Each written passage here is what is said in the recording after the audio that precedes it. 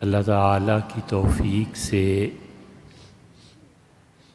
کسی بھی انسان کو اپنی شخصیت پہ فکر کرنے کا موقع ملتا ہے تو اپنے آپ کو ہمیشہ نفسیاتی بیماریوں اور فکر کے الجھاؤ اور دماغی تشتت یعنی سوچ کا بکھر جانا، اس پہ غور کر کے اپنے آپ سے یہ بیماریاں دور کرنی چاہیے۔ بڑی آسان مثال سے آپ سمجھ سکتے ہیں کہ ہیٹر کمرے میں کیوں جلایا جاتا ہے، پنکھا سردیوں میں کیوں بند کر کے رکھ دیا جاتا ہے۔ تو بچہ بھی جانتا ہے کہ ہیٹر اس لیے تاکہ گرمی پیدا ہو اور پنکھا اس لیے کہ وہ درجہ حرارت کو کم کرے۔ بالکل اسی طرح اللہ تعالیٰ نے انسان کو انڈیویجول ایک فرد کی حیثیت سے جہاں بیان کیا ہے، اس پہ غور کرنا چاہیے کہ انسان نام کی جو چیز ہے اس ہیٹر کو کیوں بنایا گیا، اس پنکھے کو اللہ نے دنیا میں کیوں بھیجا۔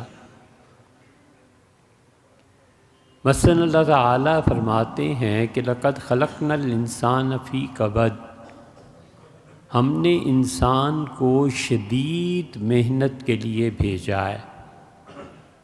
تو زندگی میں جب مشکلات آ جائیں، جب مصائب آ جائیں، جب تکالیف آ جائیں تو ان کو حل کرنے کے لیے محنت کرنا پڑتی ہے اور دماغ اور دل اس سے گھبراتے ہیں۔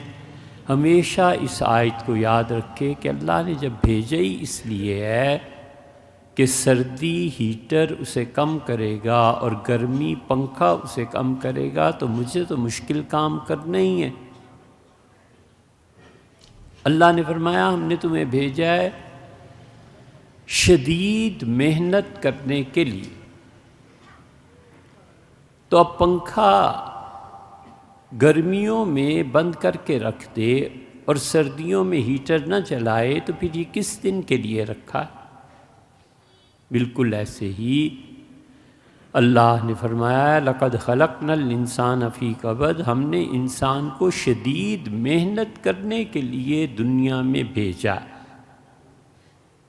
ایک اس سے بھی بڑی آیت کریمہ اللہ تعالیٰ نے ارشاد فرمائی، اور اس سے سارے نفسیاتی مسائل جنم لیتے ہیں۔ اس کو یاد رکھو، اس آیت کو لکھ کے کہیں رکھ لو تاکہ روز تمہارے ذہن میں خدا کا یہ پیغام پہنچتا رہے۔ اللہ کہتا ہے وَجَعَلْنَا بَعْضَكُمْ لِبَعْضٍ فِتْنَةً، ہم نے ہر ایک انسان کو دوسرے کا امتحان بنایا ہے۔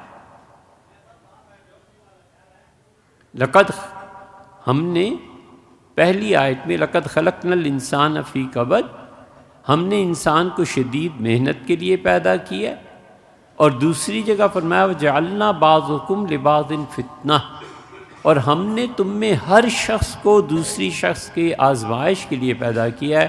افلا تصبرون، تم صبر کرو گے یا نہیں؟ مطلب یہ کہ یہ استفہام نہیں ہے، استفہام سوال یہ اس بات کے رنگ میں ہے، حکم کے رنگ میں کہ تم ضرور صبر کرنا، ہم اس کی اجر اور جزا دیں گے۔ ایک چھوٹی سی مثال دیکھیں، ہم میں سے ہر آدمی دوسرے کے لیے آزمائش ہے۔ آدمی کے ذہن میں جب ہو کہ بیوی میرے لیے آزمائش ہے اور میں اس کے لیے آزمائش ہوں، بچے میرا امتحان ہے اور میں بچوں کا امتحان ہوں، ابھی گاڑی چلانے لگا ہوں اور روڈ پہ کتنے ہی میرے صبر کو چیلنج کریں گے، میں امتحان میں پڑھ رہا ہوں اور اللہ کہتا ہے صبر کرنا، تو کروں یا نہ کروں؟ نہ کروں، غصے میں آ کے اور ونڈو نیچے کر کے گالیاں دینا شروع کر دوں؟ اور یہ بھی تو ہو سکتا ہے کہ صبر کروں کیونکہ اللہ نے میرا امتحان صبر کا لیا ہے۔ یہ جتنے نفسیاتی مسائل ہیں ان کی جڑ یہ آیت ہے کہ اللہ نے فرمایا وَجَعَلْنَا بَعْضُكُمْ لِبَعْضٍ فِتْنَةً، ہم نے تمہیں ایک دوسرے کے لیے آزمائش بنایا ہے، فَتَصْبِرُوا أَتَصْبِرُونَ، صبر کرو گے؟ پھر ہوگا کیا؟ صبر کر لیا تو ہوگا کیا؟ یہ بیکار تھوڑا ہی ہے۔ مثلاً آپ ایک چیز دیکھیں، کتنی عظیم چیز اللہ نے فرمائی۔ اللہ نے فرمایا فَافْصَحُوا، ہمیشہ لوگوں کے لیے گنجائش پیدا کرو، ہمیشہ لوگوں کو جگہ دے دو۔ حضرت رسالت مآب صلی اللہ علیہ وسلم کے دیوانے تھے لوگ، جو آتا تھا قریب بیٹھنا چاہتا تھا، تو نتیجہ یہ کہ وہ اس پبلک کو کراس کر کے آپ تک پہنچتا تھا۔ اللہ نے فرمایا جہاں جگہ مل جائے بیٹھ جایا کرو، فَافْصَحُوا، اور دیکھو جو تمہارا بھائی آ جائے تو اس کے لیے گنجائش پیدا کرو، اور تم میں سے جو آدمی بھی دوسرے کے لیے گنجائش پیدا کرے گا یفسح اللہ لکم، اللہ جنت میں پھیلا دے گا اس آدمی کی جگہ کو، اللہ جنت میں اس کی گنجائش رکھ دے گا کہ یہ بھی جنتی۔ جگہ دینی ہے نا۔ گاڑی کراس کر رہی ہے اور آپ نے روک لی گاڑی کہ اچھا بھائی تم پہلے چلے جاؤ، آپ نے جگہ دے دی، اللہ کہتا ہے یفسح اللہ لکم، اللہ جنت میں تمہیں جگہ دے دے گا۔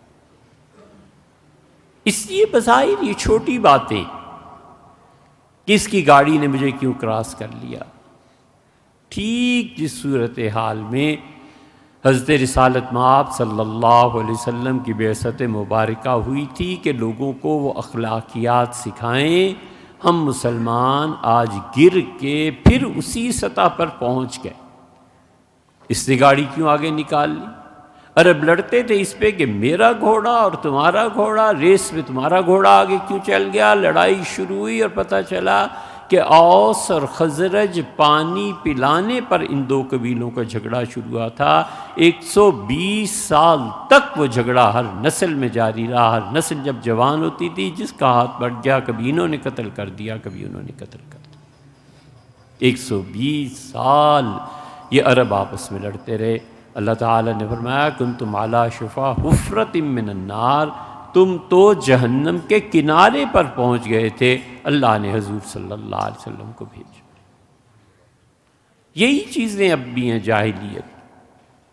گاڑی کو جگہ دینی ہے، کوئی حرج نہیں ہے، 1 منٹ میں صبر کر لوں، اس سے زیادہ بڑھ کے کوئی بدتمیز آ گیا تو بھی صبر ہی کرنا ہے۔ اللہ نے فرمایا وَجَعَلْنَا بَعْضُكُمْ لِبَعْضٍ فِتْنَةً، ہم نے تم میں سے ہر آدمی کو دوسرے آدمی کی آزمائش بنا دیا ہے۔ تصبرون، صبر کرو گے یا لڑو گے؟ صبر کریں گے، جب صبر کرنا ہے تو پھر سے جگہ دے دو۔ جگہ دینے کے بعد کیا ہوا؟ فرمایا یفسح اللہ لکم، اللہ جنت میں تمہیں جگہ دے دے گا۔ یہ سب چیزیں ان لوگوں کے لیے ہیں جو لوگ نصیحت کو قبول کرتے ہیں، اور جو لوگ نصیحت کی بات سننا چاہتے ہیں۔ اگر موڈ ہی نہ ہو نصیحت کے بات سننے کا یا اسے قبول کرنے کا تو کون کس کو سمجھا سکتا ہے؟ اس لیے آدمی ہمیشہ اپنے پہ غور کرے کہ میں نے اپنی پرسنالٹی کی جو ویکنیسز ہیں، جو کمزوریاں ہیں، جو مجھ میں کوتاہیاں ہیں، میں نے کیسے دور کرنی ہے اور اپنے آپ کو کیسے پرسکون رکھنا ہے۔ ان نفسیاتی بیماریوں سے نکلنا ہے۔